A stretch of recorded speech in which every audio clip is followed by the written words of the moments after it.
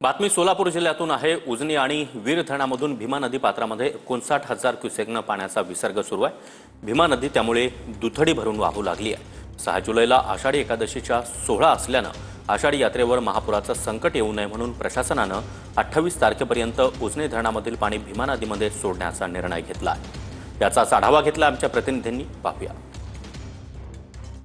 आषाढी यात्रेच्या काळात चंद्रभागा नदीला पूरस्थिती निर्माण होऊ नये यासाठी उजनी आणि वीर धरणामध्ये खरं तर पाणी साठा करण्याची क्षमता निर्माण व्हावी यासाठी खरं तर उजनी आणि वीर धरणातून काल 59,000 क्युसेकचा इतका विसर्ग खरं तर या नदीमध्ये सोडण्यात आलेला आहे। त्यामुळे आपण जर आता बघितलं चंद्रभागा नदी खरं तर दुथडी भरून वाहताना आपल्याला पाहायला मिळत आहे। मंदिरामध्ये असलेल्या पुंडलिक मंदिरासह इतर छोटे मोठे मंदिरं देखील आता पाण्याखाली आपल्याला गेलेलं पाहायला मिळतात।